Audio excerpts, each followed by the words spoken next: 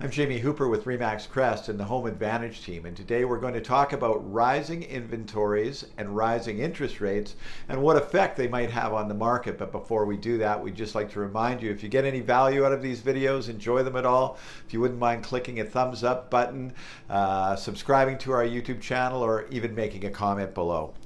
So the last 18 months or so have been a pretty interesting time in the Greater Vancouver real estate market.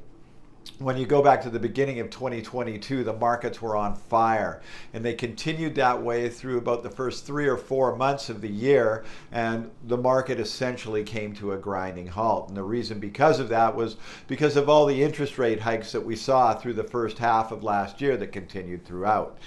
So since then, what we've seen at the end of last year, we tailed down from May through December. And then at the beginning of the year, the market has started to take off again. And the reason the markets took off wasn't because there have been more sales than normal. In fact, sales have been through the first half of the year below the 10-year averages. But what the issue has been is there's not been a lot of homes for sale. There's been really low inventory. And because of that, with some pent-up demand from last year, people that didn't buy and waited for prices to soften a bit, the markets have been on fire. But what we've seen over since the beginning of June now, is we've seen another interest rate hike, and we're starting to see inventories creep up. If you have a look behind me, first of all, if we look at the detached housing statistics, we've got, these are the numbers, the percentage of homes on the market in each particular area between now and the beginning of June. And these are some pretty significant jumps if you have a look. You know, the low side is the west, or I should say Tawasin, which is only up 2% here. And then the high side would be Ladner, up 34%. And then the other ones are all in between.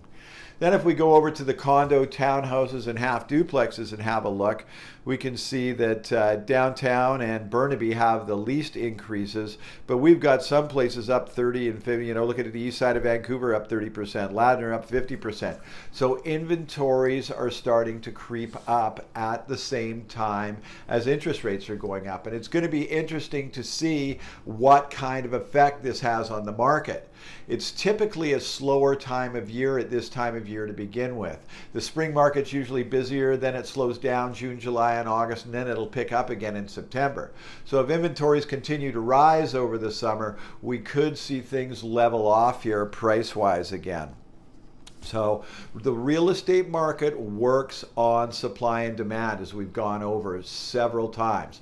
When there's lots of houses for sale and not a lot of buyers, prices will typically come down in a buyer's market. And when there's not as many homes for sale as we've seen at the beginning of the year, and a fair amount of buyers out there, then what we saw was prices starting to come up. We're going to keep a close eye on this over the next couple of months, and we'll report back to you in another couple of weeks. I'm Jamie Hooper with RE/MAX Crest and the Home Advantage team, and we'll be talking to you again soon.